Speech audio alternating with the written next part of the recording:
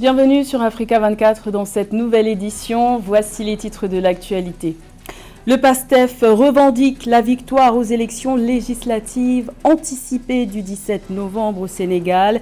Le parti au pouvoir affirme avoir remporté ses scrutins avec une large majorité. Les résultats officiels provisoires sont annoncés pour ce 19 novembre. Dernière ligne droite en Namibie avant la tenue des élections générales du 27 novembre prochain.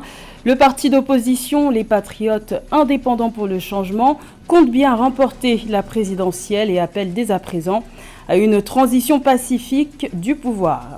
Et l'Ouganda ambitionne de renforcer sa présence sur le marché qatari. L'ambassade de l'Ouganda à Doha a annoncé l'ouverture prochaine d'un centre d'affaires pour faciliter la pénétration des entreprises ougandaises au Moyen-Orient.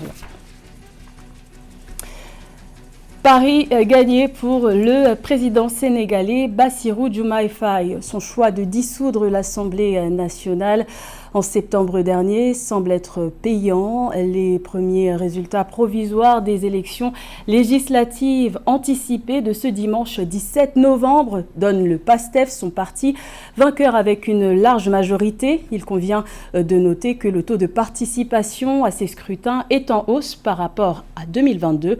On fait le point avec Fatma Nyang. Au lendemain des élections législatives anticipées du 17 novembre 2024, les citoyens reprennent leurs activités en toute tranquillité dans la capitale sénégalaise. Pendant ce temps, les résultats provisoires annoncent une large victoire du parti présidentiel dans toutes les grandes villes du Sénégal, selon les informations relayées par la presse locale. Je sentais que ça tendait vers ça, à mon avis. Donc je ne suis pas surpris du tout. C'est juste seulement, on dirait, le pourcentage peut-être qui sera à déterminer. On attend que le pourcentage, mais vous savez que quand même, ils allaient gagner. Ils allaient gagner, ils ont gagné. Et heureusement pour tout le monde, la paix est là. Les résultats démontrent nettement qu'il y a une majorité écrasante de Sénégalais qui regardent du même endroit que ceux qu'ils ont élus en 2024. Pour ces élections, les citoyens ont renouvelé leur confiance au régime en place en leur donnant les moyens nécessaires pour répondre aux attentes des Sénégalais. Le taux de participation nationale est provisoirement estimé à 49,72%, dépassant celui des législatives de 2022 où la participation avait atteint 46,64%. On a assisté à un scrutin paisible, voilà. Et aussi, force est de constater une très grande maturité de la population sénégalaise. Et aussi, il faut dire que la démocratie est en marche au Sénégal. Dans l'attente des résultats officiels, la victoire du parti PASTEF Les Patriotes, dirigé par le Premier ministre Ousmane Sonko, a été reconnue par bon nombre de ses adversaires, notamment l'ancien Premier ministre Amadou Ba, tête de liste de la coalition Djamak Ndiarigne, et le maire de Dakar, Barthélémy Diaz, chef de file de la coalition Samoussa Kadou, dont les remerciements se sont enchaînés sur les réseaux sociaux. La Namibie se prépare à la tenue de ses élections générales prévues le 27 novembre prochain. Les électeurs namibiens devront élire leur président et renouveler 104 membres de l'Assemblée nationale. Le parti Les Patriotes indépendants pour le changement encourage à voter pour l'alternance politique et appelle à une transition pacifique du pouvoir en cas de victoire. Plus de détails avec Samantha Saberou Saboubanga. S'exprimant lors du lancement de la campagne Sortez et votez à Walvis Bay en Namibie dimanche 17 novembre 2024, le président des Patriotes indépendants pour le changement IPC, Panduleni Itula, a exhorté les électeurs à considérer attentivement leur avenir et leur véritable désir avant de voter. Le docteur Itula a appelé à une transition en douceur du pouvoir après l'élection présidentielle du 27 novembre 2024. Le 21 mars, j'aurais aimé que ce soit notre cher défunt président, le docteur Hage Gottfried Gengop, qui me remette les instruments du pouvoir. Cependant, je suis certain que son cher ami et compagnon de lutte pour la libération, son Excellence le Dr Nangolo Mumba, honorera son héritage en faisant exactement cela. Ponduleni Itula a encouragé tous les Namibiens à participer aux prochaines élections et à voter pour le changement, soulignant la nécessité d'accroître les opportunités d'emploi, d'améliorer les soins de santé, d'offrir une éducation de qualité et de disposer d'un logement adéquat. Trevino Forbes, vice-président de l'IPC, appelle les membres du parti à rester non seulement vigilants à l'approche des élections, mais aussi fidèles à leurs convictions. Si vous prenez au sérieux le bien-être de votre peuple, de votre pays et de vos ressources, vous voterez de manière responsable. Vous voterez pour le docteur Itula et vous voterez pour les patriotes indépendants. Pour le changement, il n'y a pas d'autre solution. Le 27 novembre 2024, près de 1 449 569 électeurs namibiens iront aux urnes afin d'élire un nouveau président et leurs représentants au Parlement. Pour cette élection, la vice-présidente Netumbo Nandi Ndaitwah, candidate du parti au pouvoir la SWAPO, fera face à plusieurs candidats, dont son principal adversaire, Ponduleni Itula, président des Patriotes indépendants pour le changement IPC.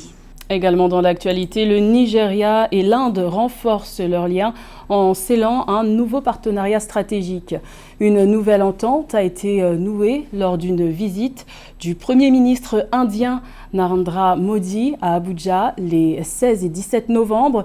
Notons qu'il s'agissait d'une première visite d'un chef de gouvernement indien au Nigeria depuis 17 ans. Cette rencontre se présente comme une opportunité pour le Nigeria, qui fournit du pétrole à l'Inde, de diversifier ses échanges avec son partenaire asiatique. Notons que l'Inde reste l'un des principaux partenaires commerciaux du Nigeria en Afrique, avec des échanges bilatéraux estimés à plus de 14 milliards de dollars en 2022. Renforcer le partenariat déjà existant, il en est aussi question entre l'Ouganda et le Qatar. L'ambassade de l'Ouganda située à Doha est en passe d'ouvrir un centre d'affaires pour faciliter la pénétration des entreprises ougandaises dans le marché qatari et plus largement dans la région du Moyen-Orient. Les explications de Marie-Raphaël Antolo. D'après l'ambassadeur adjoint ougandais au Qatar, Mohamed Kezila, son ambassade s'apprête à ouvrir un centre d'affaires à Doha, au Qatar, pour faciliter la pénétration des entreprises ougandaises dans le marché qatari, d'ailleurs considéré comme l'un des plus riches marchés du Moyen-Orient. Selon les autorités ougandaises, ce centre va regrouper tous les produits ougandais exportés en vue de promouvoir les produits du terroir ougandais et de promouvoir facilement et aisément les imposer sur le marché qatari. L'Ouganda et l'Afrique ne pourront libérer leur plein potentiel que s'ils ont accès à des marchés, s'ils peuvent produire et commercialiser leurs produits et y en tirer des revenus. Les données de l'ambassade d'Ouganda à Doha indiquent que l'Ouganda a exporté des marchandises d'une valeur de 9 millions de dollars vers le Qatar en 2023, tandis que le Qatar a exporté des marchandises d'une valeur de 12,5 millions de dollars vers l'Ouganda. D'ailleurs, l'Ouganda exporte principalement des produits agricoles tels que des avocats, des patates douces, du sang, de maïs et des résidus de transformation du blé vers le Qatar. Si un pays n'exporte pas beaucoup, il ne sortira jamais de la pauvreté. Je dis bien qu'ils ne sortiront jamais de la pauvreté. En effet, pour qu'un pays puisse se développer, il doit exporter des produits ayant une valeur ajoutée, notamment manufacturée. Outre le domaine commercial, le Qatar et l'Ouganda ont déjà signé de multiples accords, dont l'accord sur le renforcement de la coopération dans le domaine du travail en avril 2024. Selon des observateurs, cela traduit une bonne entente diplomatique entre les deux pays ainsi qu'une volonté de renforcer leurs liens. Soulignant toutefois qu'aucune date n'est mentionnée pour l'instant quant à l'ouverture du dit centre. Dans le reste de l'actualité, les violences post-électorales observées au Mozambique inquiètent l'ONU. Les experts des droits de l'homme des Nations Unies ont appelé les autorités mozambicaines à mener d'urgence des enquêtes approfondies et impartiales sur la répression policière et tous les cas d'exécution illégale au cours des manifestations de ces dernières semaines. Rappelons que les experts de l'ONU estiment que la répression a fait au moins 30 morts, 200 blessés et conduit à 300 arrestations depuis les élections législatives, provinciales et présidentielles contestées du 9 octobre dernier. Présidentielle remportée par Daniel Chapo, candidat du parti au pouvoir Frélimo, avec plus de 70% des suffrages.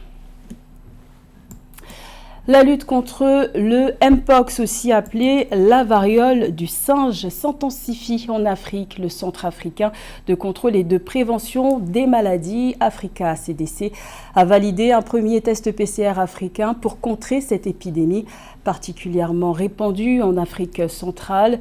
Ce premier test PCR africain est fabriqué au Maroc. Le point avec Kamesh Katapoulé.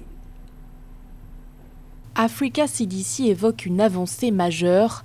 L'agence sanitaire de l'Union africaine a validé le 14 novembre le premier test PCR africain pour faire face à la propagation du Mpox sur le continent.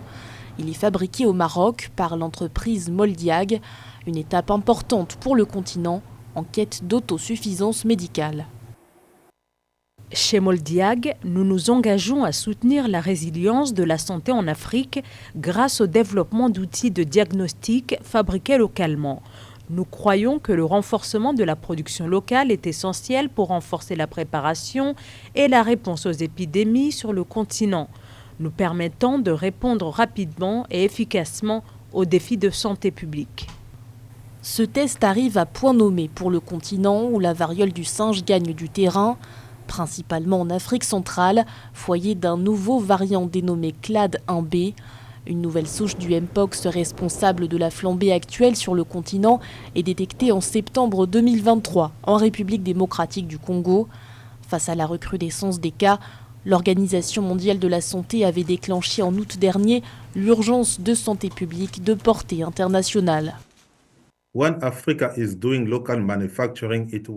Quand l'Afrique produit localement, ce n'est pas forcément plus cher par rapport à ce qui provient de l'étranger. L'offre du Maroc est la meilleure dans la mesure où Africa CDC a décidé, conformément aux recommandations de son conseil d'administration, de faire de ce test une priorité pour l'Afrique. Nous encourageons les pays africains à se le procurer. Je pense qu'il s'agit d'une réussite majeure pour le continent. Depuis le début de l'année, 19 pays africains ont signalé une épidémie de Mpox, une propagation qui persiste, obligeant par ailleurs l'OMS à réunir pour la deuxième fois son comité d'urgence le 22 novembre prochain. L'organisation devrait décider du maintien ou non de l'urgence de santé publique de portée internationale. La troisième édition de la Coupe du Monde de Slam Togo 2024 s'est achevée ce lundi 18 novembre à Lomé. Le slam est un art oratoire qui se situe entre la diction et le chant. La slameuse Oracle pratique cet art avec brio. Elle a su marquer les esprits lors de cette compétition. Reportage de Steven Midjola et Martial Amenkei.